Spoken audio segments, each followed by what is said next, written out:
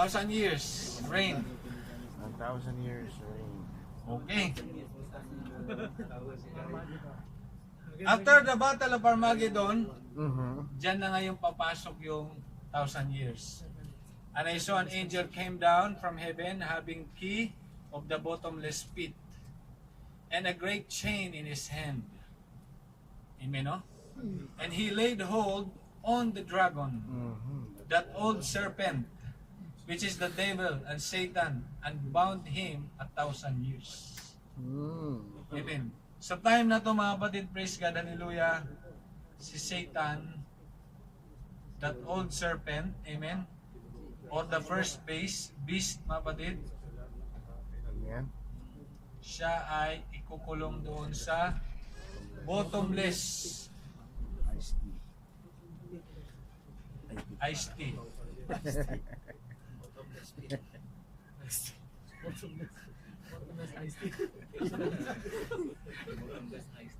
Okay. So si Satan ikukulong doon sa bottomless pit. Amen. Amen. And a great chain in his hand, ano? And he laid hold on the dragon. Si dragon, si old serpent, siya pa rin si first beast kanina. Amen. Amen. Nakipaglaban kay ano? Kay ano ulit yun? Yun. Amen, no? Which is the devil and Satan, and bound him 1,000 years, and cast him into the bottomless pit, and shut him up, and set a seal upon him, that he should deceive the nations no more, till the 1,000 years should be fulfilled. And after that, he must be loosed a little season. Amen. And I saw thrones, amen, and they sat, ito yung binasa kayo Pastor Raymond kanina, no? And they sat, and dyan mga kapatid, no? Upon them, and judgment was given unto them, and I saw the souls, amen, no? Ang nakita souls, amen, of them that were beheaded for the witness of Jesus Christ. Sino yun? Hintil, amen? And for the word of God, hintil pa rin, and which had not worshipped the beast, Israel, neither his image, neither had received his mark upon their foreheads and on their hands, and they lived and reigned with Christ 1,000 years. Amen, no? So dito, meron tayong tinatawag na 1,000 years reign of Christ. After Armageddon. Amen. Bakit? Makapag-reign kasi 1,000 years din si Satan na hindi makapag-deceive. So it will be a peace on earth.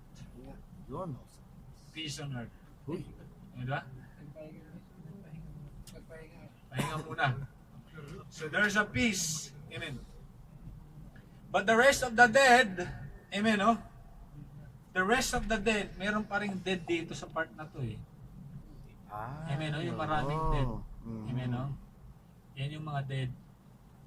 So ngayon, si dead at yung si Satan, nandun sila.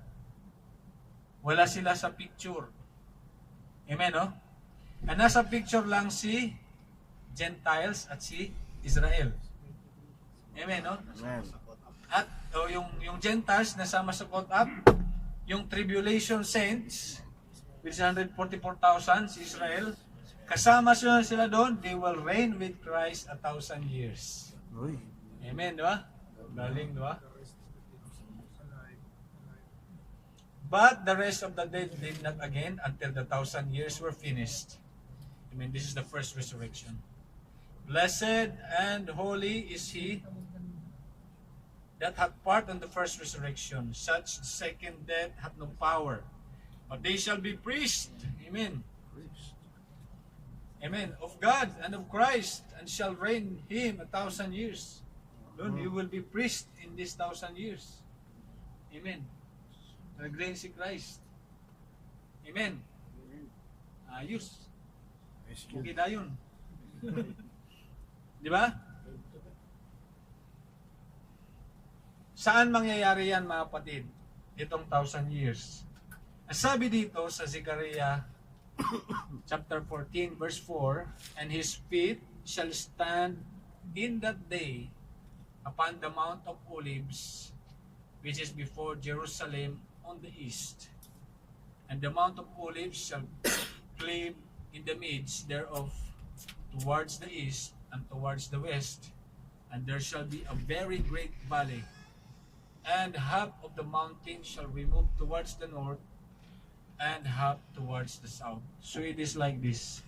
Mount of Olive, tapos ikiklive mga kapatid, praise God, parang square. Amen. So dyan, yung 1,000 years.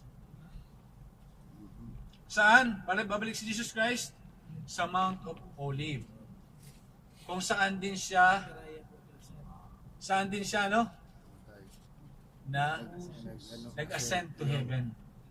Kaya sinasabi yan, at the same manner, darating siya. Amen, no? Anong gagawin niya dyan? Anong sabi doon? Ang sabi doon, no? Bababa siya, mga kapatid, praise God, no? Doon sa Mount of Olive. At doon magaganap yung 1,000 years. Amen. Sinong kasama sa 1,000 years? Yung na-caught up, At saka, yung mga Israelites na 144,000. Amen. Di ba? At sa panahon na yan, nasaan si Satan? Nasa bottomless pit. At mayroon pang iba, yung mga dead. Hindi ko alam kung nasa bottomless pit din sila, pero wala yung dead dyan sa picture. Amen. Yung hindi kay Kristo. Amen. Amen. And when the 1,000 years are expired,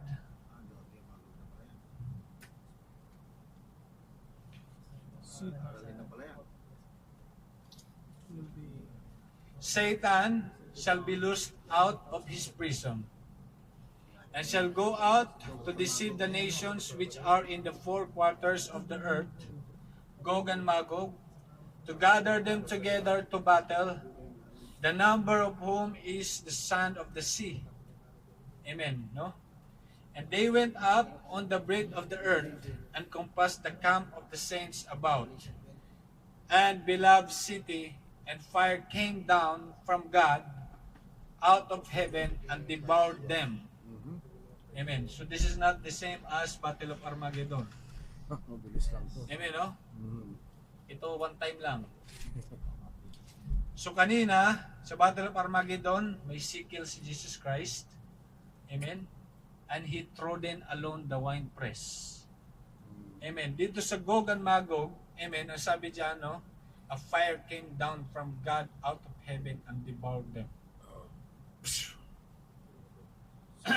Ganun lang kadali. Amen. Wala na dyan na in my fury, mga ganyan, mga kapatid. Ito, mabilis lang to mga kapatid. Amen. Okay? So magkaiba, no? So yung Gog and Magog, hindi siya parehas sa Armageddon. Amen, no? Kasi nga, ito ang reference natin, no? Fire came down from God out of heaven and devoured them. Amen. Yung kanina, he trodden the winepress. Amen. Alone. Ito, wala nang armies na dumating. Amen.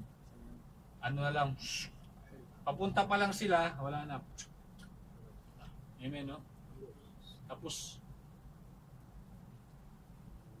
and the devil that deceived them was cast into the lake of fire and brimstone, where the beast and the false prophets are, and shall be tormented day and night forever and ever. Amen. Amen. Yun ang final judgment. Ano yan? Futuristic.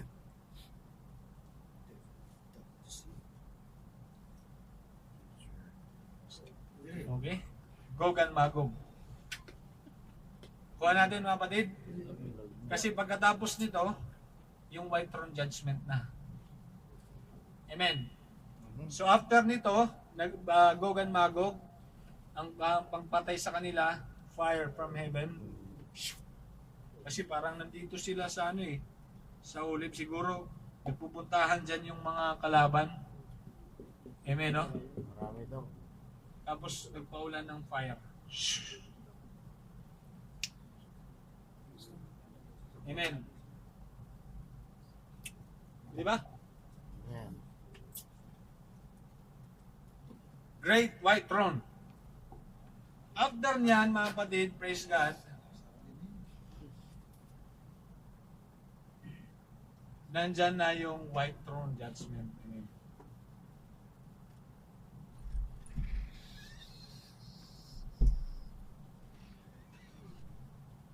Amen.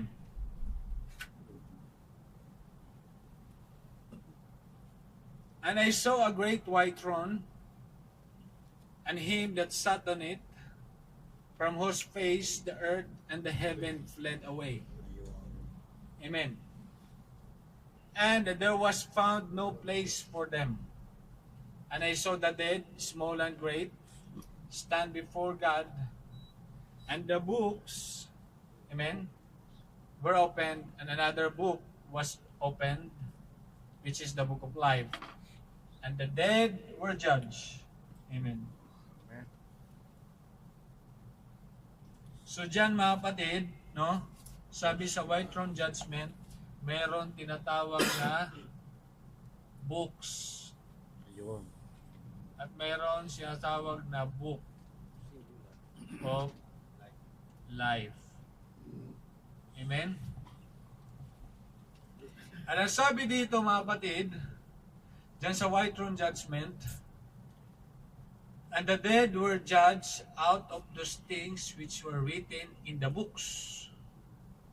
So you will be judged galing dito. Diba? According to your works. Ang judgment pala ng Panginoon is according doon sa mga works mo. Amen. Na nakasulat doon sa Book of Life. Tama ba? Amen. Ha? Sa books. Amen. So parang may compilation sa ng mga books. Amen. Maraming books. Amen. Diyan nakalista yung mga pinaggagawa mo. Amen. Yung isa naman, isang book lang, diyan nakalista yung nakasulat sa Book of Life, yung mga ligtas. Amen. Pagharap mo ay sa judgment, sabihin ng Panginoon, okay, halika dito, Lester. Amen.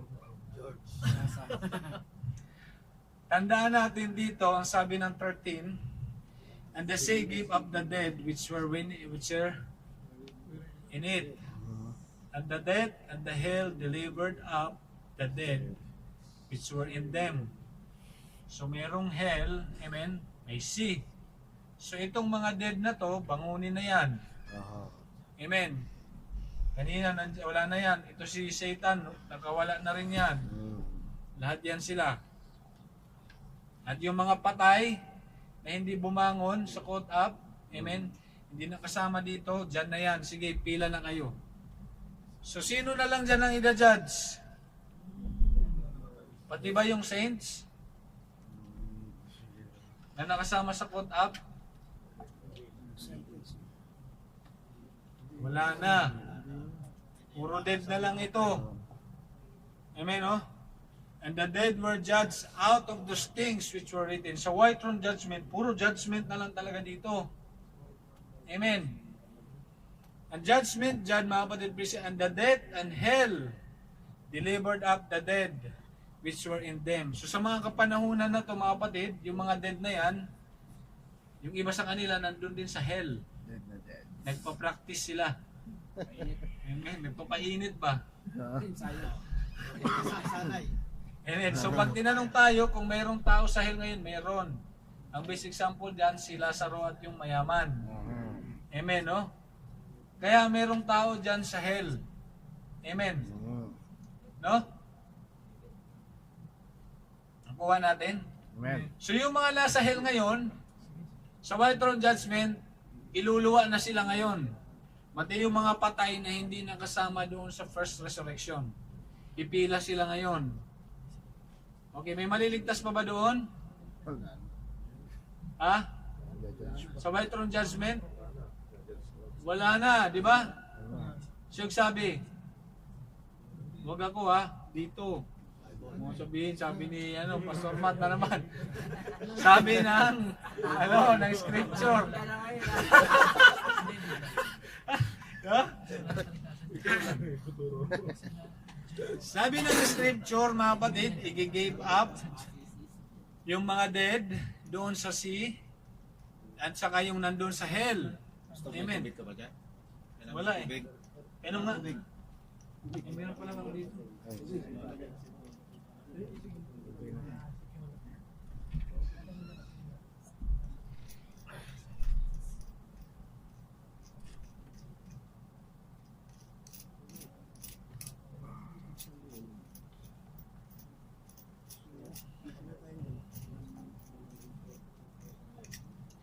Sa white throne judgment, mga kapatid, hindi na dyan kasama yung saints para i-judge pa. Amen. Ang i-judge na lang dyan yung nasa hell, galing sa hell, at yung mga patay. Amen. Paano ang judgment sa kanila? Ang judgment sa kanila, mga kapatid, na nakasulat dito, no? And the dead were judged out of those things which were written in the books according to their works. Amen. Ito, ginagamit to ng ibang mananampalataya na pwede ka pang maligtas during Great Tribulation kung ikaw ay gumawa ng mabuti. Ano ka magagawa ng mabuti? Ang tindi nga ng wrath of Satan. Diba? Paano ka paggagawa niya ng mabuti? Amen. Sabi nila, basta pag naiwan ka sa caught up, magpakabuti ka lang. Amen, no? Sabi niya, no? Gumawa ka ng mabuti, may chance ka pang maligtas. Hindi siguro, wala nang saints dito eh. Dead na lang. Saan galing yung dead? Doon sa sea at galing sa hell. Amen, galing ka sa hell na. Diba? It is contradicting. Diba? Sabihin nila, hindi, basta pag naiwan ka, okay lang yan. Basta huwag ka lang magpatatak. Number 1, sabi nila. No, huwag ka lang magpatatak. Amen. Although mahirap. Amen. Huwag kang magpatatak. Maging faithful ka lang. Maski magtatago-tago ka sa mga cave. Di ba? Magtago-tago ka rin sa cave. Pag nahuli ka, patayin ka, okay lang yan. Amen. Sabing ganun. O huwag kang magpatatak. Amen. Basta hindi ka na magpatatak, may chance ka pang maligtas. Bakit? Kasi yun ang sabi sa Revelation 20:21, according to their works. Ay, 12. Paano according to their works? Judgment to eh. Amen, no? Ang judgment daw is, according, kami doon, out of those things which were written in the books, according to their works. Amen. So, ibig sabihin, sa white throne judgment, yun na lang yung talagang hindi maliligtas. Kasi bakit? Nandun na sa Panginoon yung saints, Israel at saka Gentiles. Hindi na sila pipila ulit para kung i-confirm ulit doon sa Book of Life. Hindi na. Nandun na nga sila sa Panginoon eh. Amen. So ito ngayon, itong event na to, no? Itong event, ang invited lang yung galing sa hell at saka yung mga dead. Para yatid sila sa kanilang final destination. Yun. Pagharap mo ngayon, according to your works, tulog-tulog ka dito sa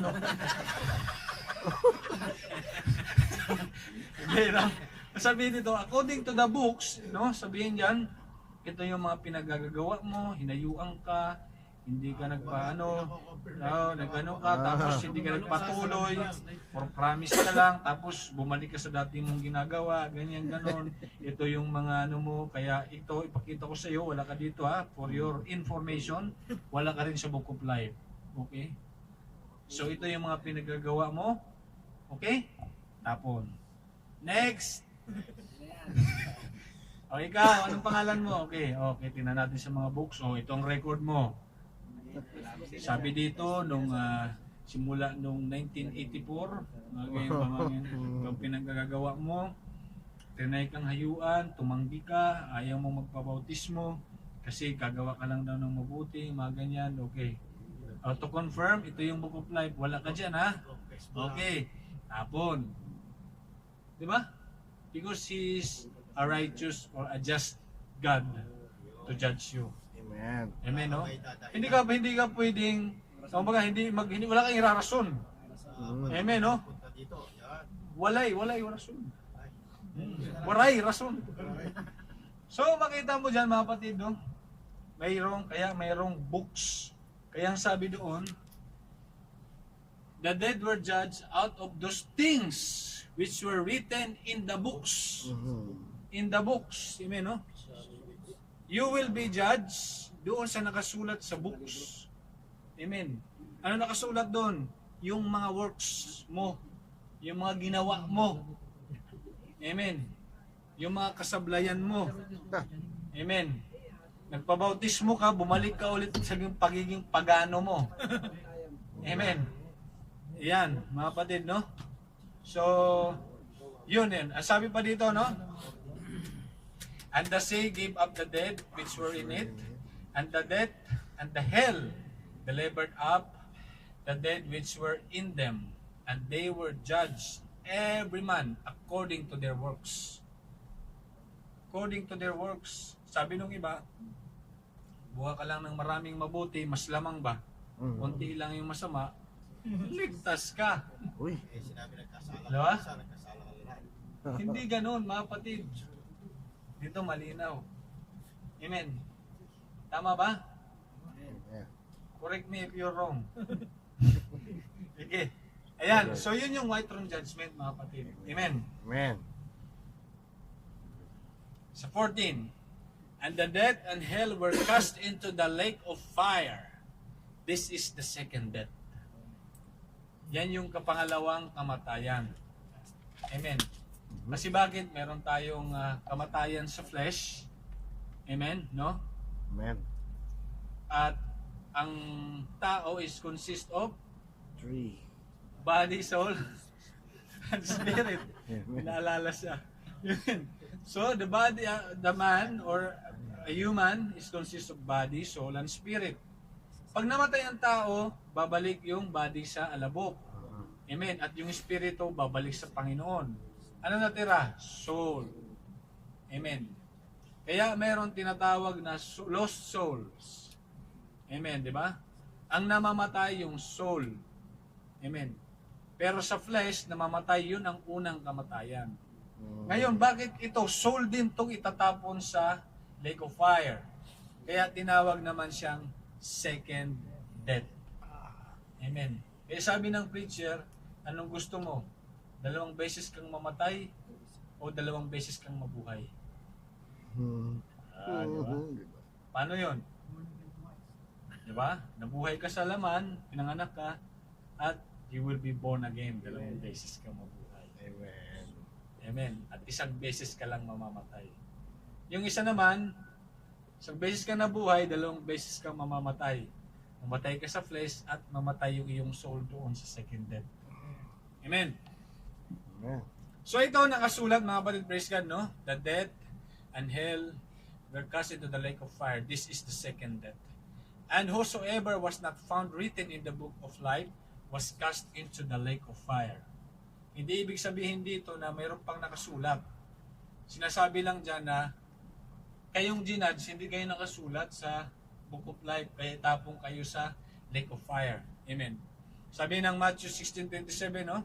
For the Son of Man is going to come in the glory of His Father with His angels, and will then repay every man according to his deeds.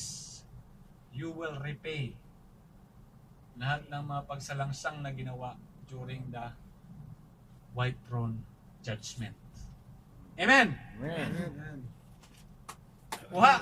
Amen. Praise the Lord. Approve na yun. Hoy, break muna tayo. Ay, tapos na yan. Break. Meron pa? Coffee.